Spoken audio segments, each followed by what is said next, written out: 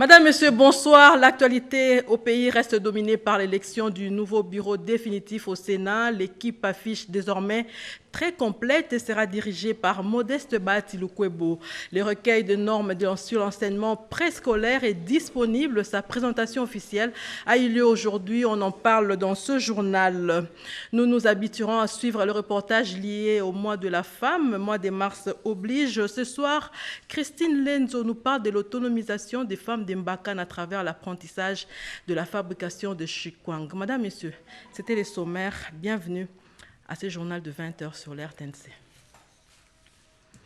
L'ambassadeur d'Italie, Luca Attanasio, son garde du corps et son chauffeur, tragiquement assassinés à Goma dans le Nord Kivu, ont reçu le dernier hommage à travers une messe de suffrage dite en la cathédrale Notre-Dame du Congo. Le président de la République, Félix Antoine Tshisekedi Tshilombo, a assisté à cette célébration eucharistique. Reportage.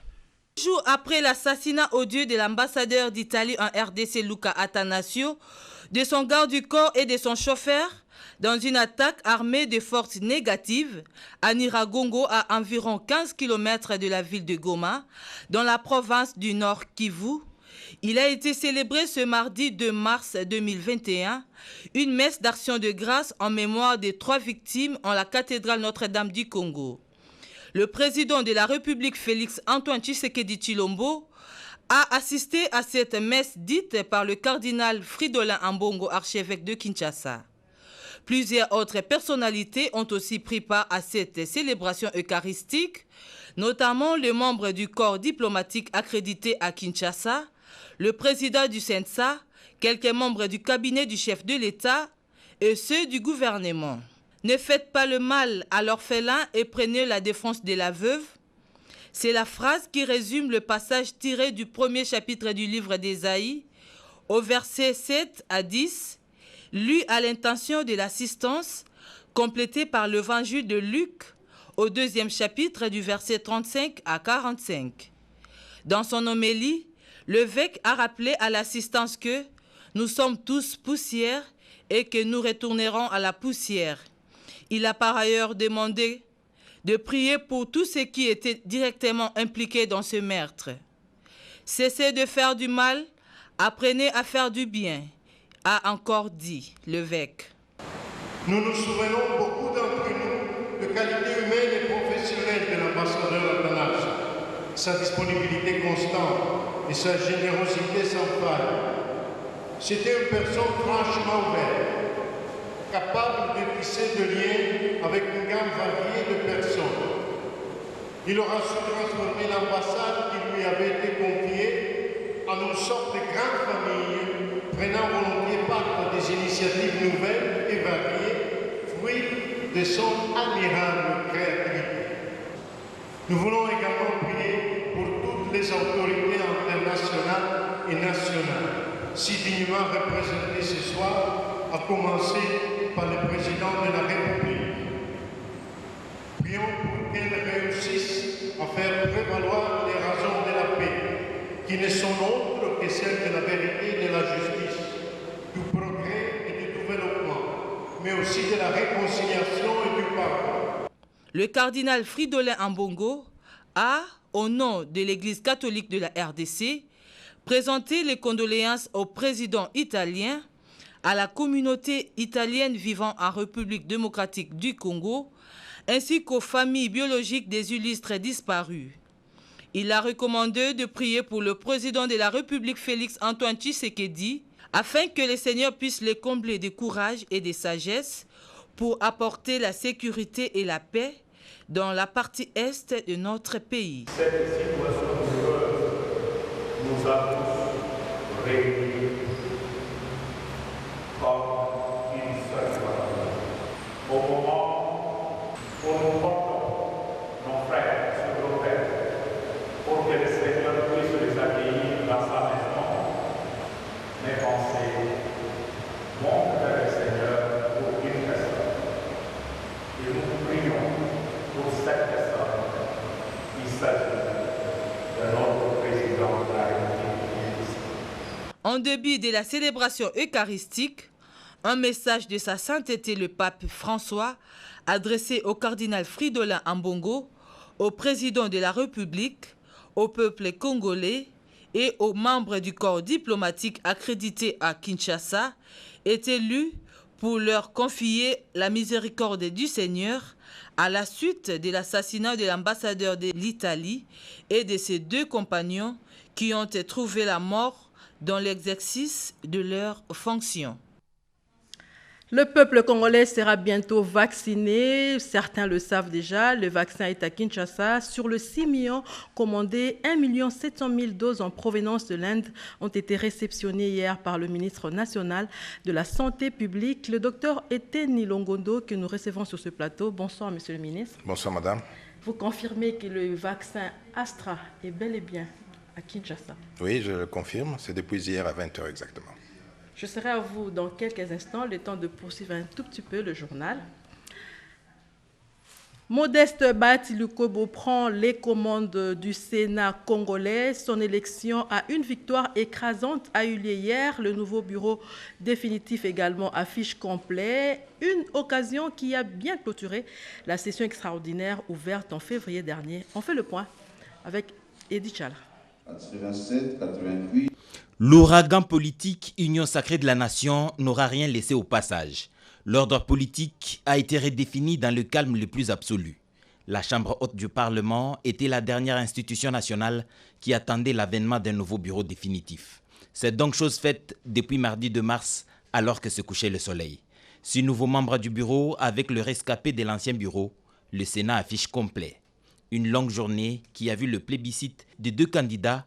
Le président du bureau définitif, seul en lice, le sénateur Modeste Bahati Lukwebo, a obtenu 89 voix sur 98 votants. Le rapporteur Kanimbo Shindani Michel, 91 voix. Au poste de 2e vice-président du Sénat, le sénateur José Ndundo a désisté au 2e tour en faveur du sénateur Sangoumate Mosaï. À la questure, la sénatrice Carole Aguito n'a laissé aucune chance à son challenger, le sénateur Dieudonné Fikiri. C'était après une lutte sans merci entre 3 candidats au poste de rapporteur adjoint. La sénatrice Nathalie Mboulasung étrit d'une voix la sénatrice Nefertiti Ngoudianza Bayokissa, en laissant derrière elle le sénateur Lelo. Au poste de questeur adjoint, Ida Kidima a été élu au 2e tour haut la main. Les membres du bureau définitif ainsi connu, la cérémonie de transfert du marteau, attribut du pouvoir du premier d'entre les sénateurs, a eu lieu entre le président du bureau d'âge, l'honorable Léon Mamboléo, et l'honorable Modeste Bahati Lukwebo, dans une ambiance de grand jour.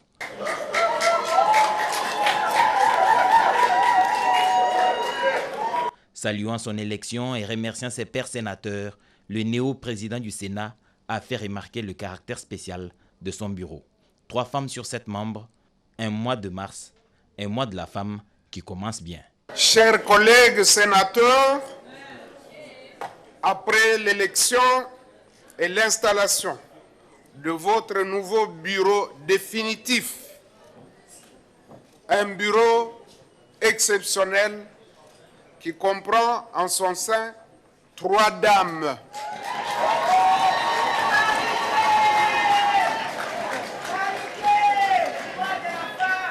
Sans plus tarder, le président du Sénat, Modeste Bahati Lukwebo, a déclaré close la session extraordinaire.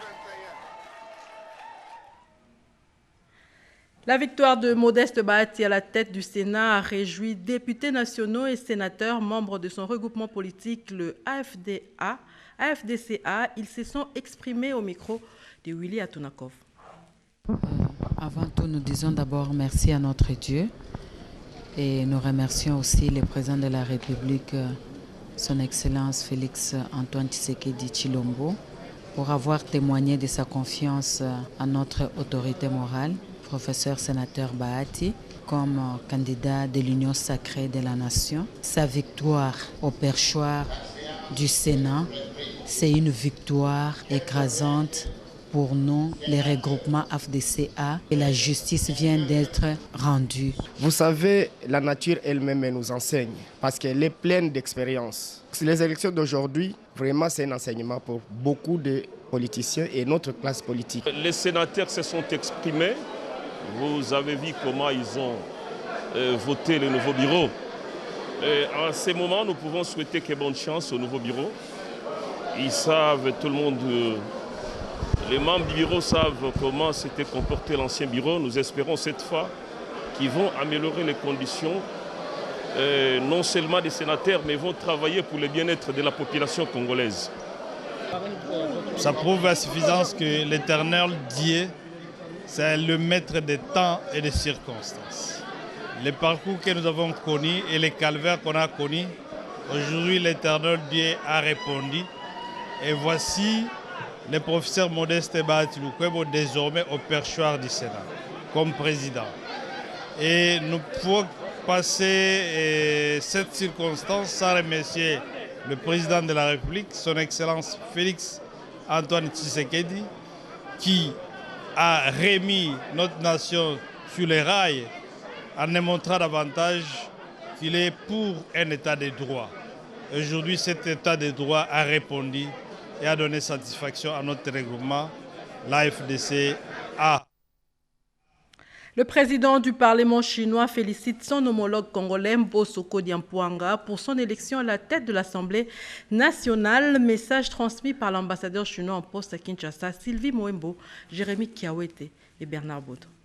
Au Palais du Peuple, siège de l'Assemblée nationale, la diplomatie parlementaire est en marche. Ce mercredi 3 mars 2021, le président Christophe Mbosoko Diampuanga, accompagné du premier vice-président Jean-Marc Kabound Akabound, a eu un tête-à-tête avec M. Zhu Jing, ambassadeur de Chine en poste à Kinshasa. Outre les félicitations de son pays au président de l'Assemblée nationale, Christophe Mbosso, il a émis le vœu de consolidation des relations entre les institutions législatives de deux pays.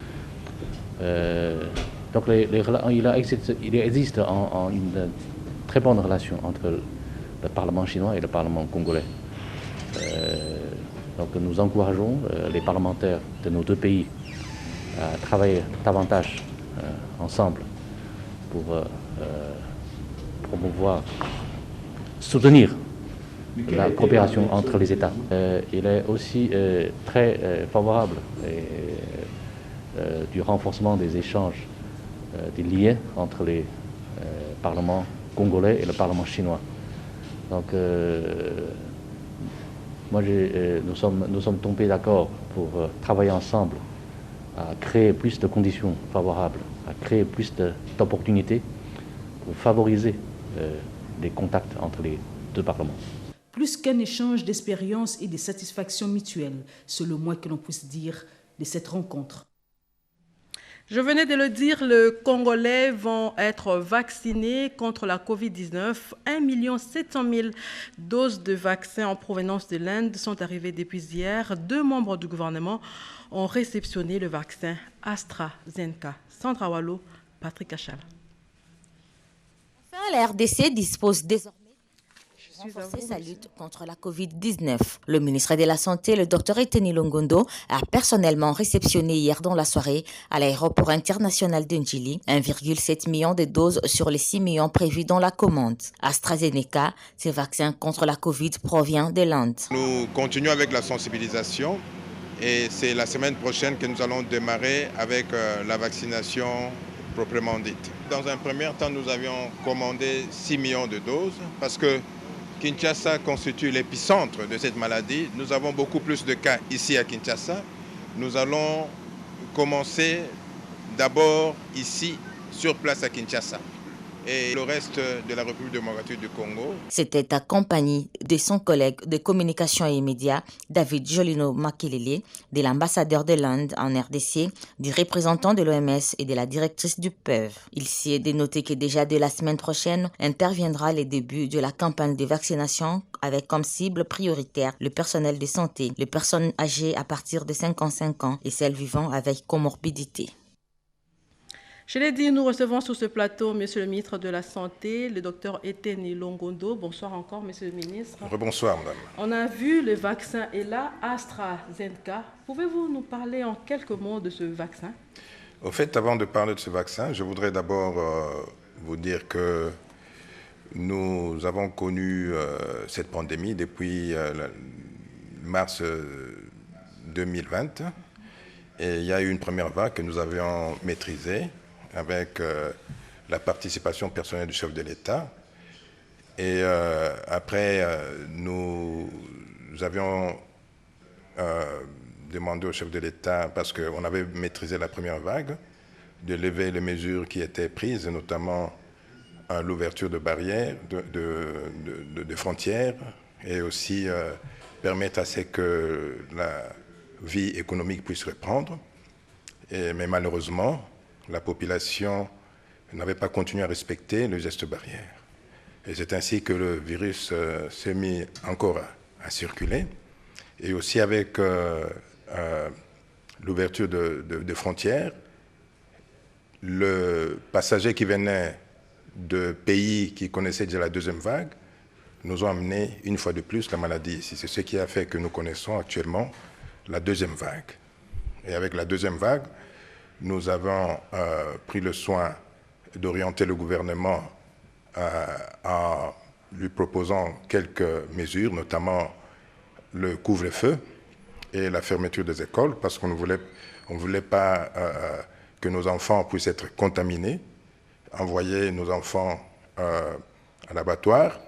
Et c'est ainsi qu'on avait conseillé au gouvernement et au chef de l'État de prendre ces mesures-là. Et maintenant que nous sommes, une fois de plus, en train de maîtriser la deuxième vague, nous avions demandé au chef de l'État pour qu'on puisse ouvrir maintenant les écoles, que les enfants recommencent avec leurs études. Alors, vous savez, dans toute épidémie, il y a des mesures qu'on doit prendre pour essayer de l'éviter, n'est-ce pas?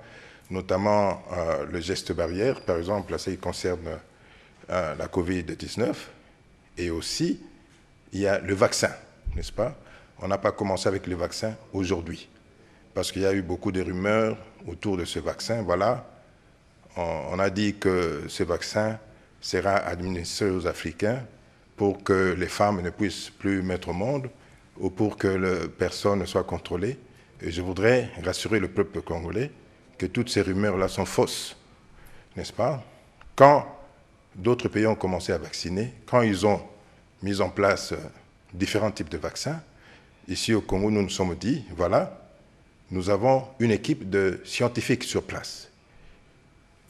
Nous leur avons dit, voilà, étudiez-nous ces vaccins ici et donnez-nous des orientations par rapport aux vaccins qu'on doit utiliser ici au Congo. Et ils ont étudié les vaccins, ils nous ont donné des orientations et ils ont retenu notamment ce vaccin ici, AstraZeneca, qui est un vaccin inventé par les Anglais. Donc, c'est ainsi qu'on s'est dit, voilà, avec nos partenaires, nous avons importé ces vaccins, et c'est ces vaccins qui sont arrivés depuis hier. Donc, nous avions demandé, dans un premier temps, 6 millions de doses, et hier, nous avions réceptionné 1 700 000 doses, et nous pensons que d'ici mai, nous allons réceptionner les 4 300 000 doses qui restent. Donc, je demande au peuple congolais de se préparer pour être vacciné parce que c'est le moyen le plus efficace pour lutter contre cette maladie. Voilà, c'est le moyen le plus efficace, vous le dites bien. Ce n'était pas une tâche facile. Pendant près d'une année, vous avez géré la pandémie, le gouvernement de la République et vous-même aussi en tant que ministre de tutelle. Comment va se dérouler l'opération de la vaccination? Le Congo est tellement vaste. Donc nous allons d'abord commencer par vacciner les habitants de la ville de Kinshasa, parce que la ville de Kinshasa constitue l'épicentre de cette maladie. Nous avons beaucoup plus de malades ici qu'ailleurs. Donc, il y a 3 catégories prioritaires, notamment les personnes âgées de plus de 55 ans, notamment aussi les personnes qui présentent des comorbidités, par exemple les hypertendus chroniques, les diabétiques, et aussi d'autres maladies chroniques. Et nous avons inclus dans le personnel à risque le personnel médical, donc le personnel de santé. Okay. Donc ce sont ces 3 catégories qui vont commencer d'abord à prendre ces vaccins-là. Il y aura beaucoup de points de vaccination ici, notamment nous allons placer certains points à Massina, à Njili, à Limete, à Lemba, à la Gombe. Et voilà, nous allons demander ces catégories-là, catégories de personnes, d'aller se faire vacciner pour se protéger. Ok, ça sera une dernière question, Monsieur le ministre. Après le vaccin, pourrons-nous continuer à porter le masque ou bien quand on est vacciné, on ne porte plus le masque? Non, non. C'est très important. On continue à porter le masque Même parce si qu'on on peut est toujours, vacciné. on peut toujours transmettre la maladie. On est protégé, mais rien ne dit que vous n'avez plus le virus. Donc c'est pourquoi il faudrait continuer à porter le masque pour protéger les autres.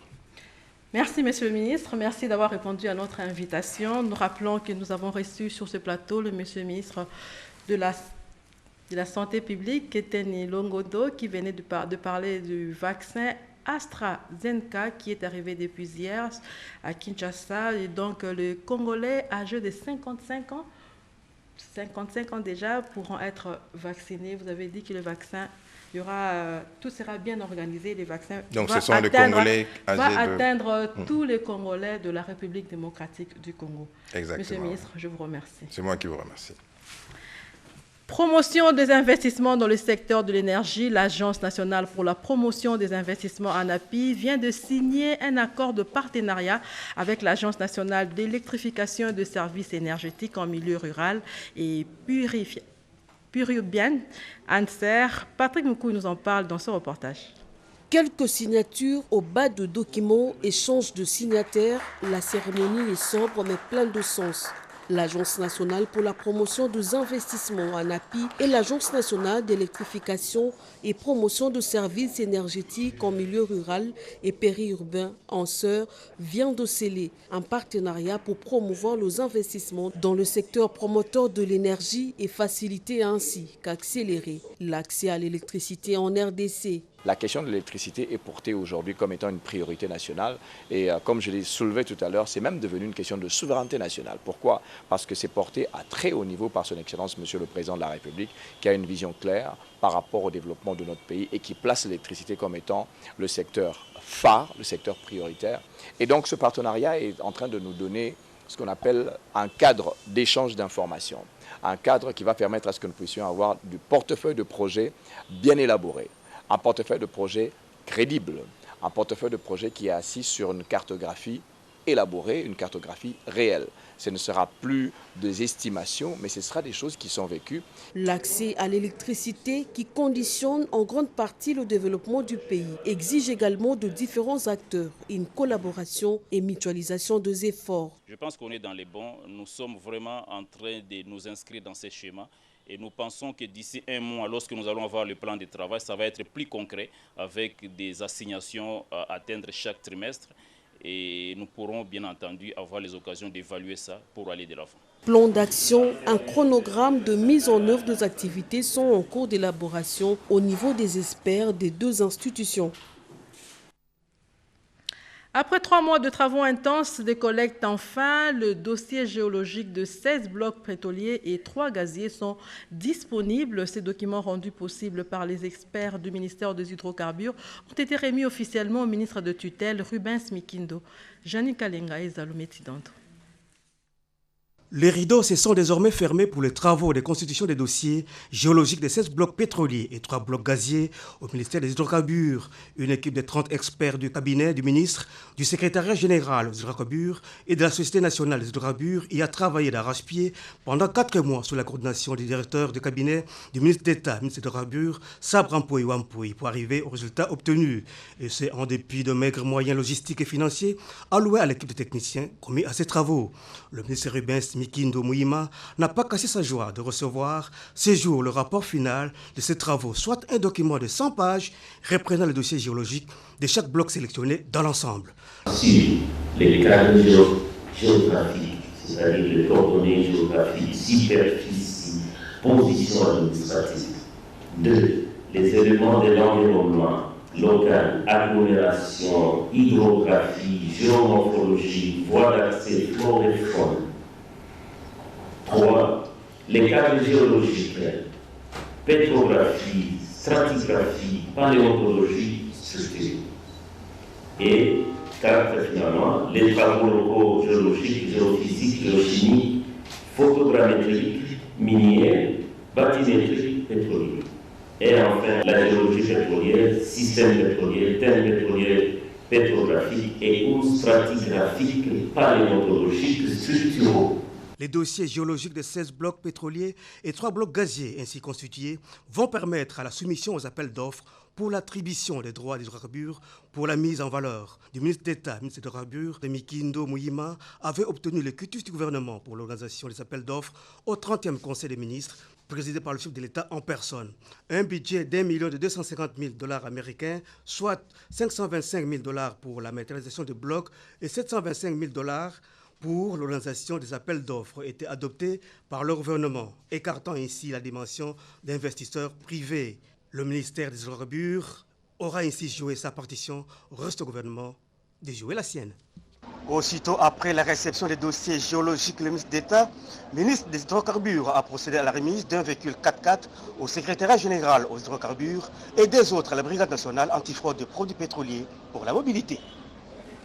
Lancement des activités de la drague à Boma dans le Congo central. Félix Antoine Tshisekedi Tshilombo, c'est le nom de la drague de la Congolaise des voies maritimes acquise l'an dernier. Reportage. Voilà plus de 4 décennies que le pavillon frappé aux couleurs nationales n'a plus été arboré à la poupe d'une drague sur le fleuve Congo. 41 ans après, la Congolaise de voies maritimes voit ses activités relancées grâce à l'acquisition d'une drague moderne. Tourne ainsi la page sombre et des vieux mauvais souvenirs que cette entreprise publique a connus pour le balisage et l'entretien du bief maritime du fleuve Congo.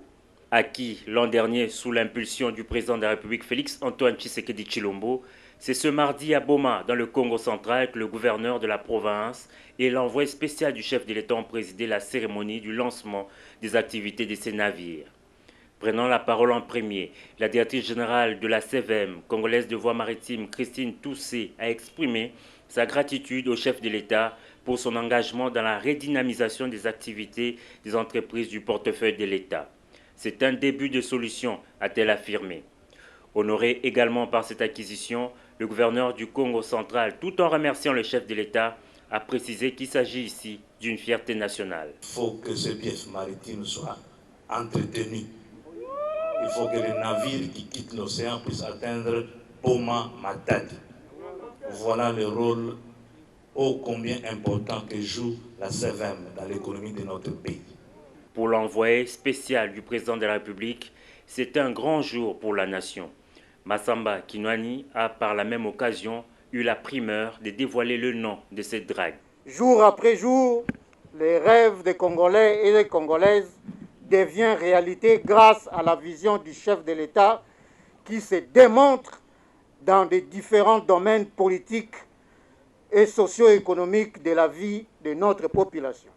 Quoi de plus normal que cette drague ait été baptisée du nom de Félix Antoine Tshisekedi Tshilombo. C'est donc au nom du président de la République, chef de l'État, son Excellence Félix Antoine Tshisekedi Tshilombo, en ma qualité d'envoyé spécial, que je lance en ces jours les activités de la drague. Baptisé du nom de Félix Antoine Tshisekedi Tshilombo, ce navire a eu les bénédictions des autorités traditionnelles. D'une capacité de 4000 m3, cet engin permettra d'augmenter considérablement les activités de la Congolaise de voies maritimes, notamment dans le balisage et l'entretien du bief maritime du fleuve Congo. Voilà qui explique l'euphorie des agents de la CVM et des Beaumatraciennes et Beaumatraciens venus nombreux assister à cet événement. Sur les 26 provinces que compte la République démocratique du Congo, 20 provinces vont bénéficier de forages d'eau potable. C'est un projet des investisseurs belges et camerounais présenté au ministre du Développement rural Guy Mikulu pour son approbation. Rodé Panda. Offrir de l'eau potable aux Congolais vivant en milieu rural et périurbain est un des objectifs du millénaire ODD et un des facteurs qui joue fortement dans les concepts de développement admirés par tous, gouvernement de la République et toute la population. L'approvisionnement en eau potable aux Congolais vivant au village est l'une des missions attribuées au ministère du Développement rural. Les investisseurs belges et camerounais, avec à la tête M. Jean-Charles de Mulder, responsable de la société Sotrad Water, détenteur d'une spécialité avérée dans ce secteur de l'eau, sont venus échanger avec le ministre du Développement rural Guy Mikulu Pombo pour la mise en exécution de ce projet dont l'examen de faisabilité est déjà avancé. Jean-Charles de Mulder, administrateur délégué et fondateur de la société Sotrad Water, explique le contenu de leurs entretiens. On a expliqué le principe de nos unités que nous concevons et que nous installons, qui s'appelle l'unité Pump and Drink dans notre cas. Ce sont des unités qui vont pomper l'eau, qui vont la traiter, la stocker et la distribuer tout en énergie solaire. Je trouve que le ministre a eu une attitude tout à fait favorable à notre projet parce qu'on se rend bien compte qu'apporter de l'eau dans les zones rurales est la base du développement socio-économique rural et que ça rentre parfaitement dans les projets de développement que le gouvernement se propose de faire. Téné, 21 provinces sur les 26 ont été sélectionnées pour la première phase de ces projets d'adduction d'eau potable, notamment Kinshasa, Congo central, Kwango, Kwilu, Maïndombe, Kasaï, Kasaï oriental, Kasaï central, Sankourou, Lomami, Équateur, Nord Ubangi, Sud Ubangi, Mongala, Chuapa, Otuele, Baouele, Ituri, Chopo, Olomami et Tanganyika. Les 5 autres provinces seront prises en compte prochainement. Tout est fin prêt pour le recensement démocratique de la population. Propos du vice-ministre du Plan, Freddy Kita, qui explique le retard pris par le fait que la crise sanitaire a impacté négativement sur ce processus. Le vice-ministre est au micro de Cédric Kenina. Au niveau du ministère du Plan, nous avons fait un travail remarquable. Nous avons une structure, le BCR, qui dépend de notre ministère, dont le bureau central du recensement. Et nous avons mis en place tous les moyens nécessaires. C'est-à-dire que le matériel, le pick-up 4x4, les motos, le vélo, le matériel de communication, le tablette, pour permettre à ce que nos équipes se déploient sur le terrain à travers toute l'étendue de la République pour recenser nos populations. Parce que le programme du gouvernement, à travers le ministère des Plans, est de recenser tous citoyens congolais. Nous devons savoir qui est qui dans ce pays. Malheureusement, pendant qu'on s'est préparé pour déployer nos équipes sur le terrain, cette pandémie à coronavirus est arrivée et nous, on ne pouvait pas, en tant qu'autorité, nous permettre d'envoyer le peuple congolais au front parce que nous savons tous que cette pandémie tue. Nous espérons, avec la grâce de Dieu, avec aussi le travail remarquable de l'équipe de la riposte que dirige le docteur Jean-Jacques Mouyembe, cette pandémie sera maîtrisée. La mission que le président de la République, son Excellence Félix Tshisekedi, nous a confiée, c'est de tout faire pour que chaque citoyen congolais soit connu de nos fichiers. Ça, c'est très important. Et je crois que d'ici là, avec la maîtrise de cette pandémie, ça sera fait.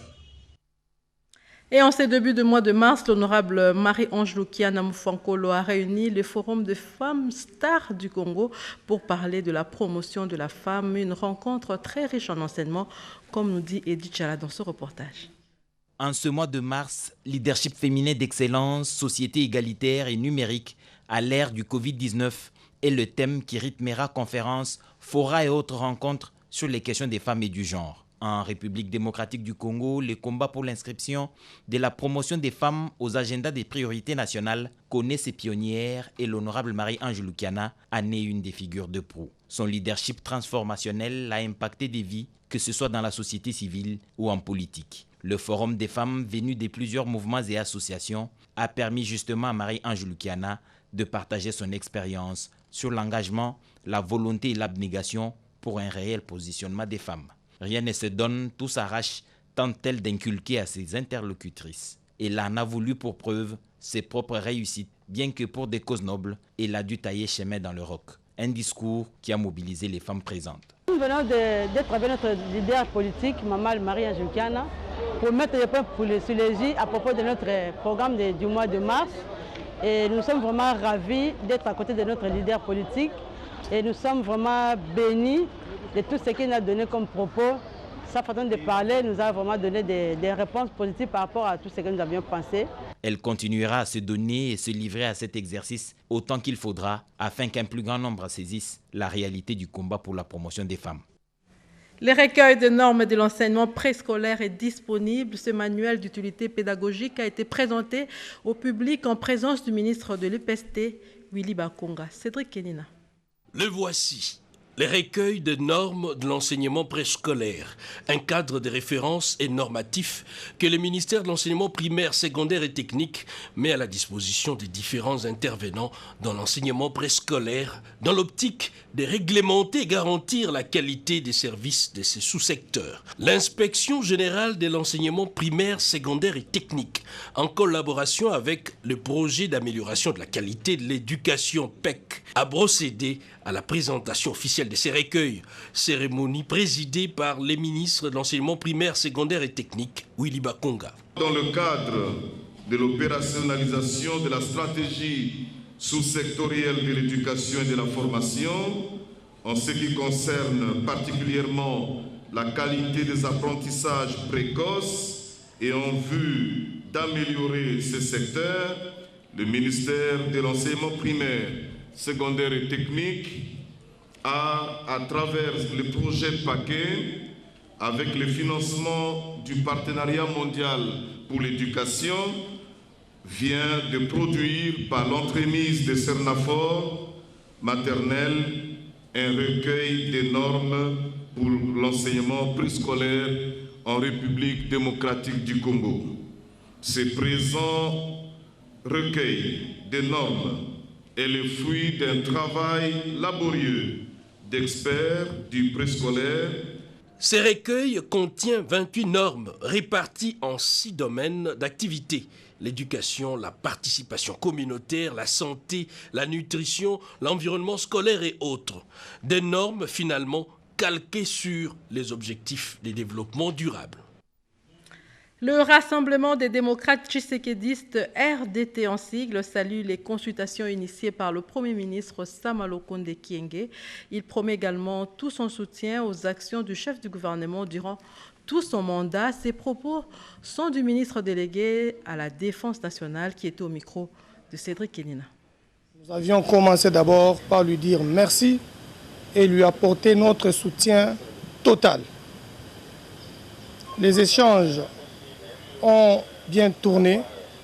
Le Premier ministre nous avait fait l'économie du travail qu'il a déjà abattu sur les instructions du président de la République et sa mission pour l'intérêt général du peuple congolais. Nous sommes ceux-là qui ont accompagné le président de la République dans le combat depuis la création de l'UDPS jusqu'à la création du RDT.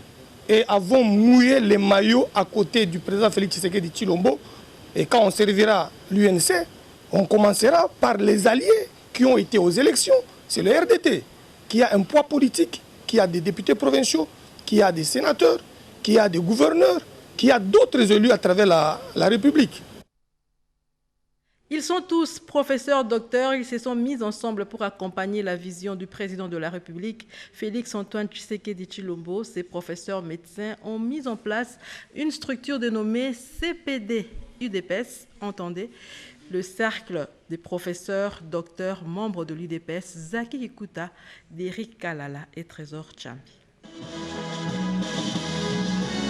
Tout a commencé d'abord par l'hymne national en présence des membres influents et d'honneur du cercle de professeurs docteurs, membres de l'Union pour la démocratie et les progrès sociaux, des invités de marque ainsi qu'en présence de militants et combattants du parti présidentiel, parti cher au feu Dr Étienne Tshisekedi Wamulumba, d'heureuse mémoire. Dans son speech, l'orateur du jour, le coordonnateur de la structure, cercle de professeurs, docteurs et membres de l'UDPS a exhorté les combattants à cultiver un esprit d'amour afin de soutenir tant soit peu la vision du président de la République, Félix-Antoine Tshisekedi Tshilombo, qui est le peuple d'abord. Dans un premier temps, d'abord, c'est d'asseoir cette structure auprès des amis, des collègues qui sont dans les autres institutions. Nous avons fait cette sortie pour montrer non seulement même à certains de nos militants qui doutaient qu'il n'y avait pas de cadre. C'est pour dire nous existons. Fatih est déjà là. Il faut que nous, les poutres, nous, les colonnes, nous soyons aussi solides pour construire une maison qui soit solide et non pas une maison malléable qui puisse tomber au gré de vagues ou de vent. Notons que c'est dans une ambiance de convivialité que cette cérémonie de la sortie officielle de cette structure dénommée Cercle de professeurs, docteurs, membres de l'UDPS vient de voir le jour tout en mettant l'accent sur le soutien à la vision du président de la République traduit dans l'union sacrée de la nation. Et puis les réformes dans tous les secteurs de la vie en RDC sont les bienvenues si l'on aspire au changement et apporter les développements. Monsieur Delphin Kiouboua, scientifique doublé de la casquette de politique, encourage cette vision du chef de l'État sur les réformes numériques qui est un moyen efficace pour maximiser les recettes du pays. Rodépanda. Les réformes dans différents secteurs de la vie voulues par les chefs de l'État et tout le gouvernement de la République, telles que les réformes numériques, s'avèrent indispensables pour apporter les changements et les développements dans la vie des Congolais. Cette vision du chef de l'État sur le numérique préoccupe justement tous les Congolais où ils se trouvent, notamment ceux vivant aux États-Unis d'Amérique. Avec la magie de la technologie du XXIe siècle, les réflexions et échanges ont été réalisés et proposés par Visioconférence. Aujourd'hui, le monde est devenu de plus en plus dépendant des nouvelles technologies dans tous les secteurs de la vie, y compris la production de l'énergie électrique. Les pays dits émergents sont ceux qui comprennent réellement le rôle essentiel des nouvelles technologies dans tous les secteurs de leur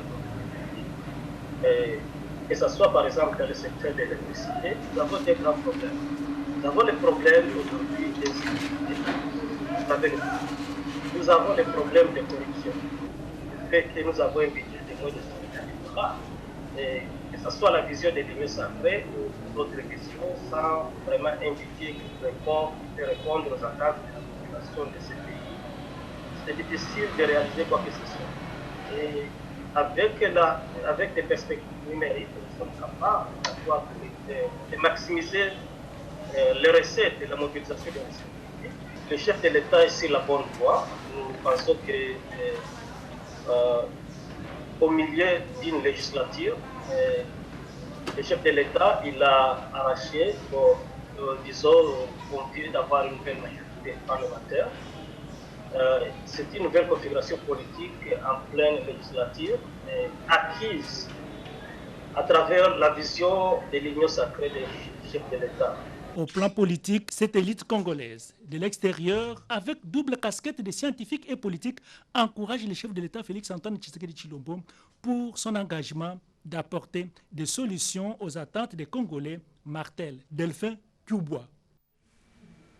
Et en nouvelle, avant de terminer ce journal, la Direction générale de recettes administratives, judiciaires, domaniales et des participations de Gérard Ansicle et la Direction générale du cadastre minier, Camille Ansicle, informent les titulaires de droits miniers et ou des carrières que les notes des débits et de perception relatives aux droits superficiaires annuels par carré pour l'exercice 2021 sont disponibles au guichet du CAMI situé à Kinshasa au croisement des avenues Paulo Maurice et Kasavubu dans la commune de la Gombe, à Lubumbashi, avenue industrielle numéro 12, immeuble Gécamine, ex-Philips, commune de Kampemba, à Bukavu, avenue Patrice Emery Lumumba, bâtiment musée géologique, commune d'Ibanda, à Kisangani, boulevard du 30 juin, rond-point Canon, commune de Makiso, à Kindu, avenue du 4 janvier au numéro 344, commune de